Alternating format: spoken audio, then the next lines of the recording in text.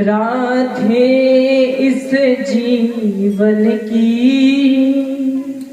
बस एक तमन्ना है, तुम सामने हो मेरे, मेरा दम ही निकल जाए। और वो तमन्ना कहाँ पूरी होती है? बरसाने में। बोल बरसाने वारी की। तो श्री भक्तमाल कथा में प्रवेश करते हैं। तो आज श्री भक्तमती मीराबाई जी, जिनकी जन्मभूमि राजस्थान में चित्तौड़गढ़ के पास मेड़ता नगर पड़ता है। मीराबाई जी वहीं से ही वहीं इनका जन्म हुआ है। और बाल्यकाल से ही, बचपन से ही मीराबाई के भाव बहुत प्रबल थे, ठाकुर जी की तरफ थे।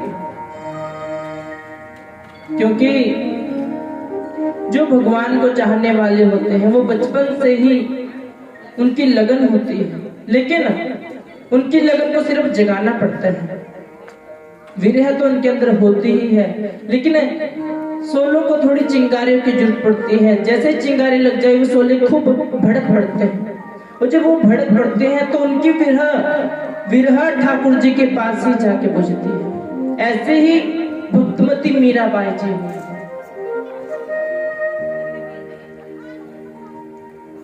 तो भक्तमती मीराबाई जी का बाल्यकाल बहुत अच्छा रहा। तो एक बार बाल्यावस्था में, बचपन में मीराबाई जी अपनी माता जी के साथ राजमहल की छत पर चढ़ी हुई थी, और पास में से ही एक बारात निकल रही थी। तो जब घर से बाहर बारात जाए तो सभी देखते ही हैं। आज वो छोटी सी बालिका मीरा और उनकी माता जी दोनों बारात देख रही हैं। तो जैसे मीरा बारात देख रही तो मीरा जी ने अपनी माता जी से प्रश्न किया कि माता जी ये क्या हो रहा है? तो उनकी माता जी ने जवाब दिया कि बेटी ये शादी हो रही है, और देखो जो घोड़े पर बैठा है वो दूल्हा है, और जो नाच गा रहे हैं वो बराती है, और आज ये दूल्हा दुल्हन लेकर ही आएगा। अब बाल स्वभाव में तो थी ही मीरा। उन्होंने पूछा माता जी चलो ये तो वर दुल्हा लेके आएगा, लेकिन मेरा दुल्हा कौन होगा? उस छोटी सी बच्चे ने बाल स्वभाव में प्रश्न कर लिया अपनी माता जी से। कि माता जी मेरा कौन दुल्हा होगा। तो पास में छोटे से गिरधर की ठाकुर जी की छवि मूर्ति रखी थी। वैसे ही जैसे बच्चे जिद करते हैं तो माँ बाप लारा लगा देते हैं उनको, किसी तरफ उनका मन आकर्षित कर देते हैं। तो उनकी माता जी ने कहा मीरा देख तेरे पति तो ये गिरधर लाल ही है। अब जैसे ही शब्द मीरा के कानों में पड़े तो वही बात मीरा के मन में घर कर गई। अब मीरा ने दुपट्टा ओढ़ लिया छोटी बाल्यकाल अवस्था से। अब जैसे माँ ने कहा था कि तेरा पति तो यही गिरधर ही है। अब मीरा उस छवि को लिए कभी यहाँ कभी वहां गुनगुनाती भजन गाती। और बचपन में ही मीरा जी की लगन सगाई हो गई थी।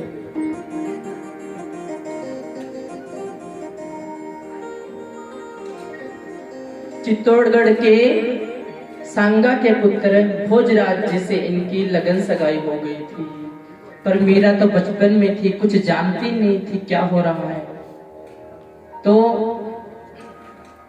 अब मीरा की दिनचर्या ऐसे ही चलती रही। अपने ठाकुर जी को सामने रखती, जहां भी जाती पहले भोग लगाती, पहले ठाकुर जी को रखती, फिर अपने आप बैठती, भाव सुनाती। मतलब ठाकुर जी के बिन एक मिनट भी नहीं रहती मीरा। ऐसे भाव बन गए मीरा के, विरह की तरफ बढ़ती जा रही थी मीरा। और अब उसकी विवाह शादी का भी समय नजदीक आया। अब शादी का माहौल बना हुआ है, राजमहल पूरा सज धज के तैयार है। उनके पिताजी मीरा जी के लिए बहुत सुंदर सुंदर वस्तुएं आकर्षित, जो मीरा जी को अच्छी लगी, बहुत सुंदर सुंदर चीजें लेके आए कि दहेज में देंगे मीरा जी को। और माता जी भी खूब तैयारियां करने लगी। आज मीरा जी को तो एक ही बात याद थी कि मेरे पति तो गिरधर गोपाल है। आज मीरा, जब मीरा की सखियों ने कहा देख मीरा कल ही तुम्हारी शादी है, कल तुम भी चली जाओगी। मीरा ने सोचा अरे इससे बड़ी खुशी की तो बात है ही नहीं, मेरे गिरधर लाल मेरे साथ है, इनसे शादी होगी। जानती नहीं थी कुछ। तो आज मीरा खुद अपने आप ही सज धज रही है, सखियां सजा रही हैं मीरा को। और मीरा के सामने अपने उनके गिरधर लाल की मूर्ति देखे जा रही है उनको, और अपना श्रृंगार बना रही है। आज सज धज कर मीरा दुल्हन की तरह तैयार है और सामने गिरधर जी विराजमान है और भाव चल रहे हैं। हो मेरो राधा रमण गिरधारी, गिरधारी श्याम बनवारी।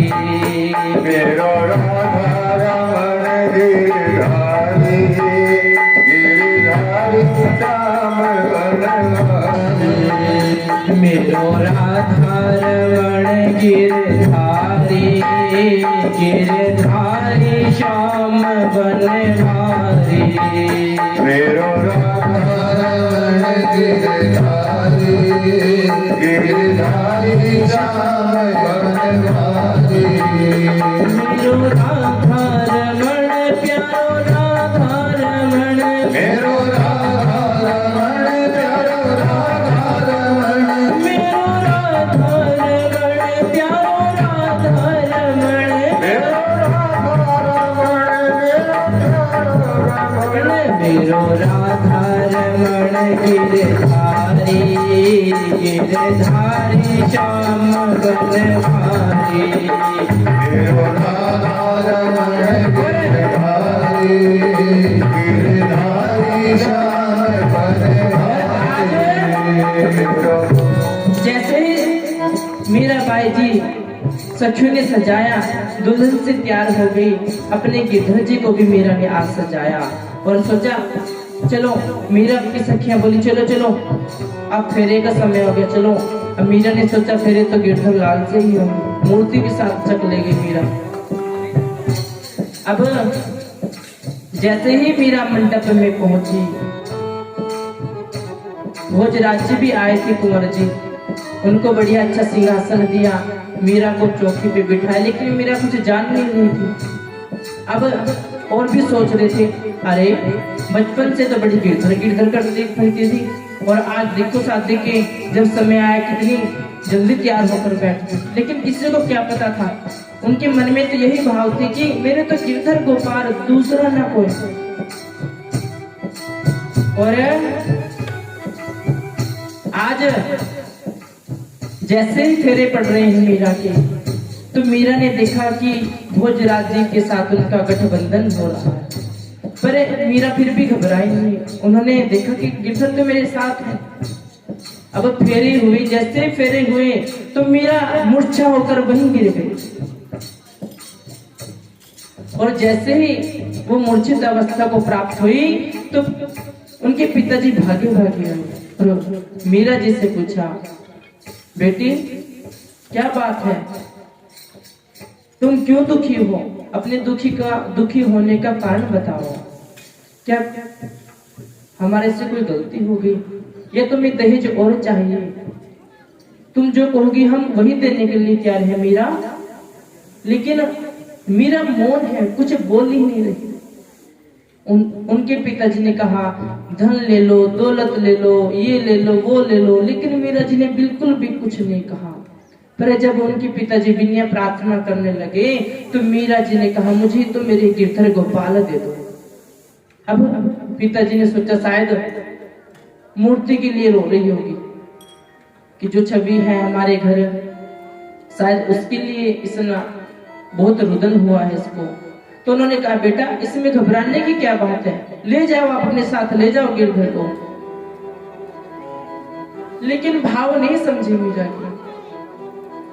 आज मीरा की डोली चल रही है, माता पिता बहुत रो रहे हैं, मीरा जी चल रही है, और आगे आगे भोजराज जी, पीछे पालकी में मीरा जी। लेकिन मीरा किसी बात को लेके घबरा नहीं रही, क्योंकि गिरधर गोपाल जी साथ हैं उनके। और आज जैसे ही मीरा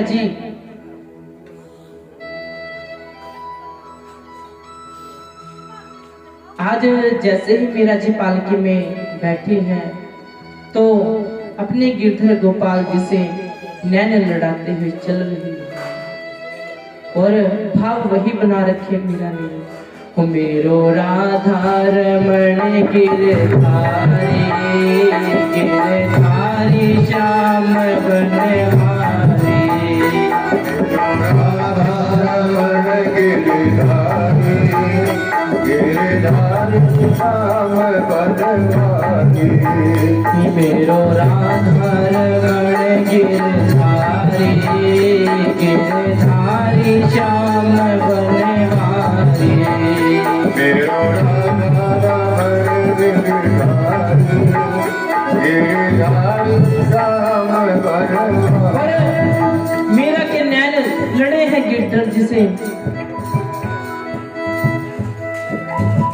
आज मीरा की डोली जैसे ही राजमहल में आई, राजा भोजराज जी के महलों में आई, तो घर के सभी सदस्य सत्कार के लिए खड़े हैं कि दुल्हन का प्रवेश होने वाला है। आज पूरा राजमहल खुशियों से भरपूर है, तरह तरह की खुशियां मनाई जा रही हैं महल में। और आज जैसे ही मीरा जी पालकी में से उतरी तो भव्य स्वागत किया उनकी सास ने, उनकी ननद ने मीरा जी का।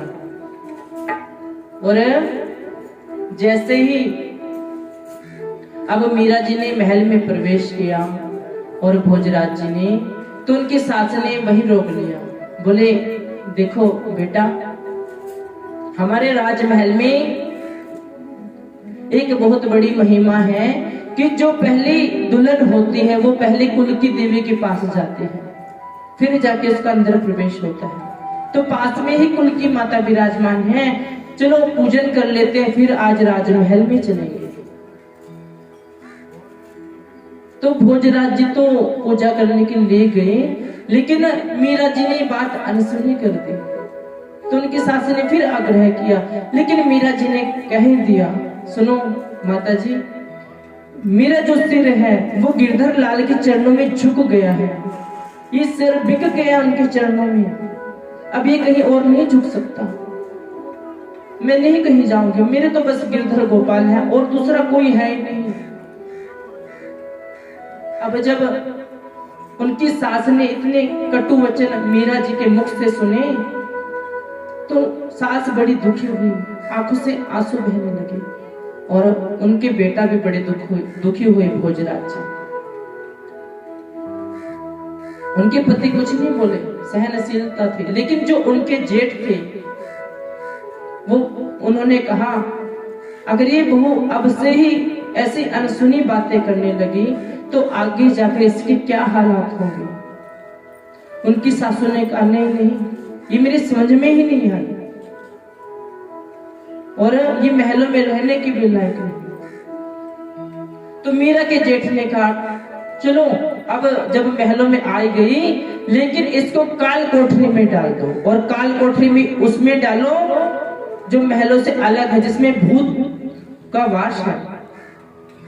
जिस काल कोठरी में मीरा को डाला था उसमें राजमहल के जो बुजुर्ग थे, उनके पूर्वज थे, वही भूत बनकर रहते थे। तो अब मीरा का सामान काल कोठरी में और मीरा जी को भी काल कोठरी में। लेकिन आज जैसे ही मीरा जी काल कोठरी में वास किया, अपने ठाकुर जी को वहीं पधराया और चरणामृत अपने आप लिया, थोड़ा उस काल कोठरी में छिड़क दिया। छिड़कते ही उस काल कोठरी में जो पूर्वज थे, भूत बने हुए थे, वो एकदम गोलोक धाम में पहुंच गए। बोल भक्ति मति मीरा बाई की। तो आज मीराबाई एकांतवास में, भगत तो सोचते ही ऐसा है कि हमें कोई दिखे ना, सिर्फ ठाकुर जी हैं और हम हैं। भक्त की सोच ऐसी हो जाती है। मीराबाई जी तो और खुश हो गई अब कि एकांतवासा झगड़ा ना झांसा। तो अब मीरा जी ने गिरधर को पधराया, ठाकुर जी को। तो अब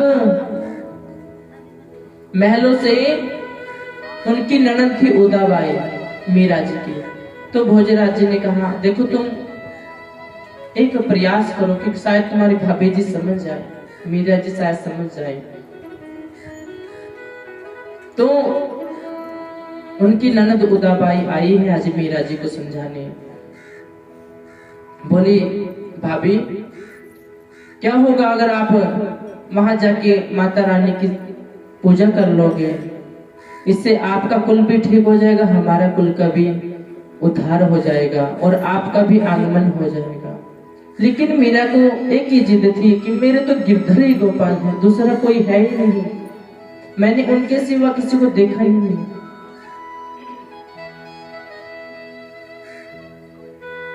तो अब जब कई बातें समझाई लेकिन मीरा की कुछ समझ नहीं आया।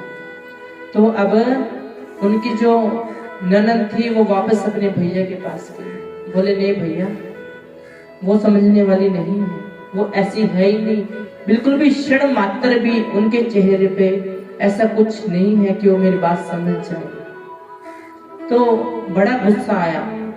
भोजराज जी ने तो थोड़ा सहन कर लिया, लेकिन जो उनके जेठ थे उनको ये बात सहन नहीं हुई। तो उन्होंने कहा ठीक है, वो गिरधर की पूजा करते हैं, तो आज अपने राजमहल के सेवकों को, नौकरों को बुलाया कि देखो ये विषपान ले जाओ, आज जहर ले जाओ मीरा जी के लिए, और ये मत बोलना कि विष है, बल्कि ये बोलना कि ठाकुर जी का अमृत है, चरणामृत है। तो आज गुप्तचर जो नौकर थे, सेवक थे, वो एकांत कोठरी में आए और मीरा जी को आवाज लगाई, पर मीरा जी तो अपने भाव में मगन थी, भाव चल रहे हैं। ओ मेरो राधा रमण गिरधारी, गिरधारी श्याम बनहारी। मेरो राधा रमण गिरधारी, गिरधारी श्याम बनहारी। गिरधारी श्याम बनहारी। गिरधारी श्याम बनवारी, गिरधारी श्याम बनवारी, श्याम बनवारी, मेरो राधा रमण गिरधारी, गिरधारी श्याम बनवारी,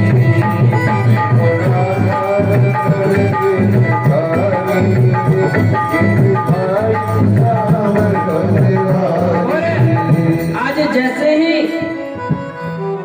सेवक मीरा जी के लिए विष पान लेकर आए तो मीरा जी को बोला कि ये चरणामृत भेजा है राणा जी ने आपके लिए, ठाकुर जी का भोग है।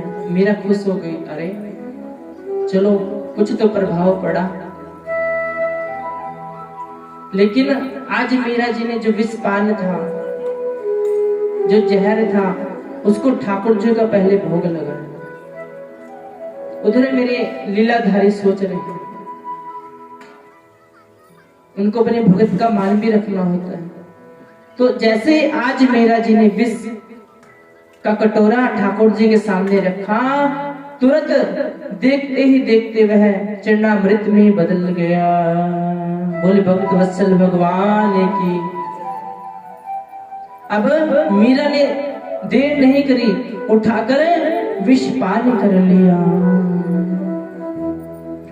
पी गई मीरा बाई देखो राणा के विष का प्याला, पी गई मीरा बाई देखो राणा के विष का प्याला।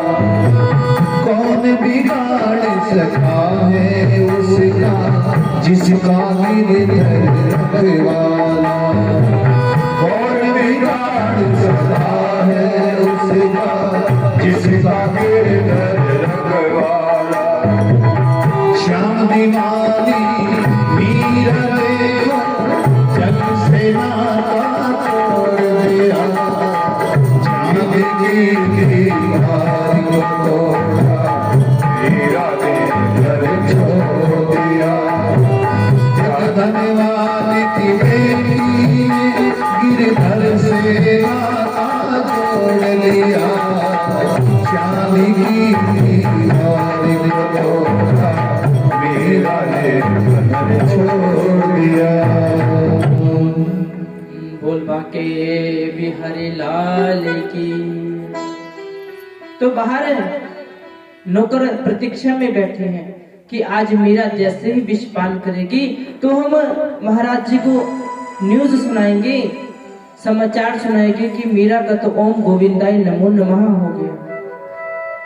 लेकिन वो प्रतीक्षा करते रहे, कुछ नहीं हुआ। 1 घंटा बीता, 2 घंटा बीते, लेकिन कुछ नहीं हुआ। तब राणा जी ने सोचा क्यों देर कर दी उन्होंने, क्यों समाचार नहीं सुनाया अब तक मीरा की मौत का। तो आज राणा जी खुद चले हैं कुटिया की तरफ, जहां मीरा जी को दे रखा था एकांतवास। तो आज जैसे ही राणा जी मीरा जी की कुटिया के पास पहुंचे तो क्या देखते हैं कि मीरा जी ने विष पान तो कर लिया, लेकिन आज जैसे ही उन्होंने मीरा के चेहरे को देखा तो आज मीरा के चेहरे पर अलग ही कांति थी।